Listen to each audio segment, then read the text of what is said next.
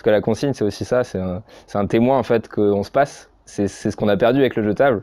C'est-à-dire que le jetable, on prend notre emballage, on le jette à la poubelle, on n'a pas trop de connexion avec les autres personnes qui sont autour de nous. La consigne, ça oblige à mettre en place un cycle en fait, qui intègre plusieurs parties prenantes. Et c'est ça qui est intéressant dans la consigne aussi.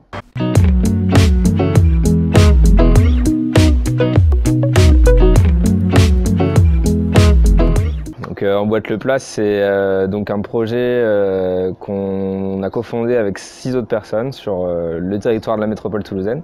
L'objectif, c'est de mettre en place un réseau de commerçants et de commerçantes engagés pour le retour des emballages consignés. Donc en l'occurrence, on veut mettre en place des boîtes en verre consignées pour remplacer les barquettes en plastique ou les boîtes en carton jetables qui sont utilisées pour la vente à emporter. Comment était née l'idée ? Alors l'idée, du coup, elle vient un peu de loin, entre guillemets. Les 7 personnes qui sont à l'origine du projet, on a, je pense, tous eu cette idée un peu dans notre coin. Moi, en l'occurrence, avant de monter ce projet, j'ai travaillé dans l'industrie aéronautique. Donc j'ai mangé régulièrement auprès de food trucks et j'ai utilisé aussi beaucoup la vente à emporter.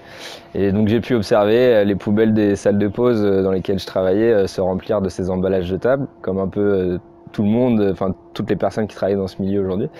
Et donc à l'époque déjà ça commence à me questionner, on va dire.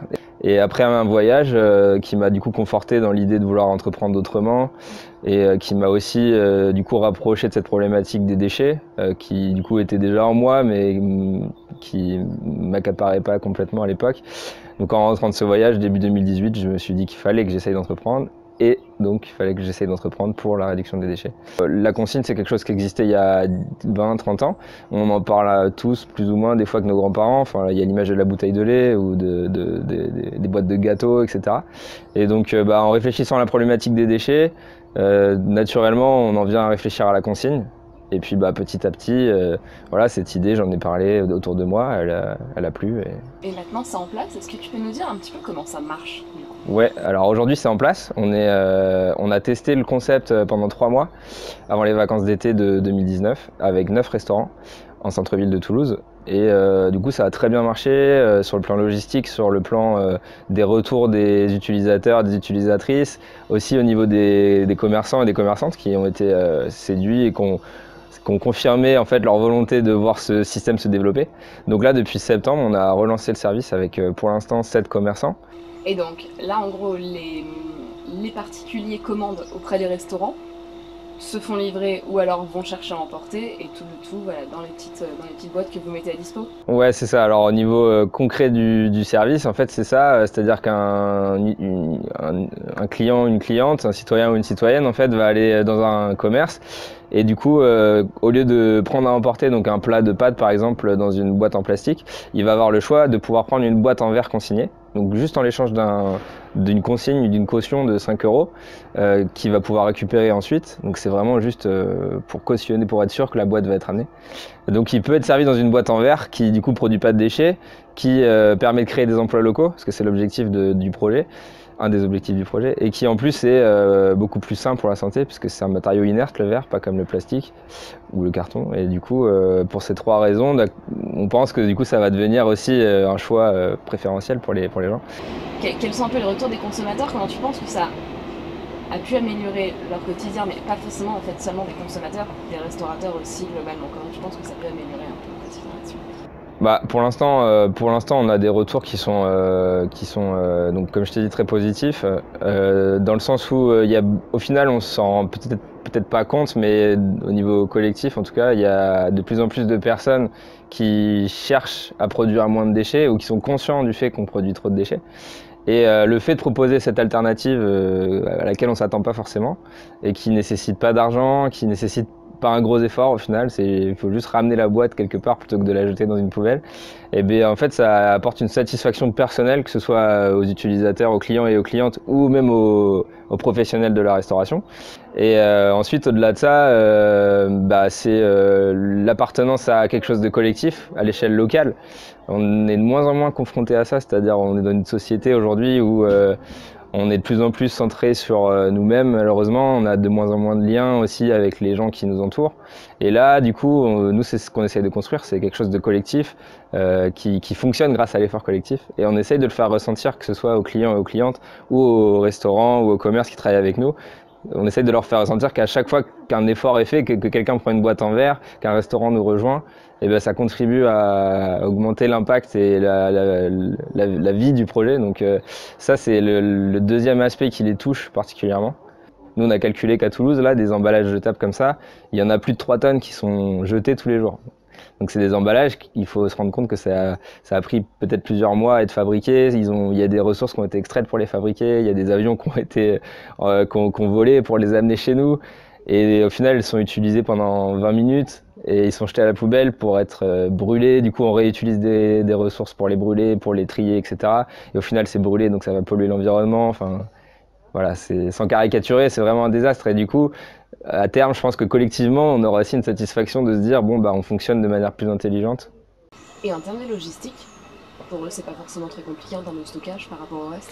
Alors, le plastique et le jetable en général, c'est forcément, si ça a percé il y a 15-20 ans, peut-être même plus, c'est parce que c'était pratique par rapport aux consignes. Donc c'était pratique parce que ça prenait moins de place et que c'était moins de charge de travail. Donc nous, en fait, l'enjeu du projet, c'est de réussir à remettre en place la consigne. Donc de trouver un compromis vraiment entre satisfaire en fait ce besoin alternatif, ce besoin d'éco-responsabilité, si j'ose dire, et le côté pratique, enfin moins pratique de la consigne. Et donc pour répondre à ça, nous, ce qu'on prône, c'est de co-construire la logistique avec justement les premières parties prenantes, c'est-à-dire liées à cet aspect du projet, c'est-à-dire les commerçants et les commerçantes. Tu parlais d'un objectif, mais que vous en aviez plusieurs. On a cette question-là aussi, quels sont les coups d'après, du coup, pour vous? Alors les coups d'après, donc ça c'est une grande question auquel on réfléchit tous les jours. Nous en fait le projet Emboîte le plat, il est porté par une association qui s'appelle Éthique Emballage, qu'on a fondée sur la base de cette idée certes, mais qu'on a voulu fonder avec un cadre plus large pour pouvoir s'autoriser des coups d'après justement ou des projets complémentaires. Donc en fait cette association elle a un objectif global qui est de contribuer à la sortie du tout jetable pour la société en général. Et en gros elle se repose sur un principe double, c'est-à-dire que à notre sens pour vraiment amorcer ça, une sortie du tout jetable, il faut à la fois proposer des alternatives concrètes pour remplacer le jetable et il faut accompagner les publics à ce changement d'habitude. Donc passer par de la sensibilisation, de l'éducation, etc. Et donc c'est ce qu'on fait avec Emboîte le plat sur l'exemple des emballages jetables individuels pour la restauration et pour les commerces qui font de la vente à emporter. Maintenant, du coup, les coups d'après, ça va être aussi de voir si sur d'autres secteurs des emballages alimentaires en général, parce qu'on reste quand même focalisé là-dessus, est-ce qu'on peut pas proposer d'autres alternatives et accompagner de manière différente les publics. Donc il y a la restauration collective, il y a la restauration pour les personnes âgées, il y a plein tous les humains mangent, donc au final c'est un terrain de jeu illimité, j'ai envie de dire. Oui. Je souhaite faire passer un message supplémentaire, quelque chose qu'on n'aurait pas dit forcément, qu'on n'aurait pas évalué. Je pense que ce sera intéressant de toutes et tous prendre du recul quand on va acheter un produit, que ce soit un emballage ou que ce soit autre chose, et toujours essayer, sans forcément se culpabiliser ou chercher à savoir quelle est la bonne solution, mais essayer toujours de reprendre du recul en se posant la question de qu'est-ce qu'il y a derrière ce produit, comment il a été fabriqué et quels impacts il va avoir, que ce soit sur la planète, sur ma santé, sur l'économie du territoire où je vis. Voilà, donc on n'aura pas toujours les réponses, mais en tout cas de commencer par se poser la question, c'est un premier pas vers une société plus collective et un peu moins débridée que celle qu'on connaît aujourd'hui, quoi. Voilà, si j'ai un message à faire passer, ce sera celui-là. Est-ce que tu peux nous résumer, du coup, Emboîte le plat en une phrase? Emboîte le plat, c'est le premier réseau de commerçants et de commerçantes engagés à l'échelle d'un territoire, d'une métropole, pour la réintroduction d'emballages en verre consigné, pour remplacer les emballages jetables.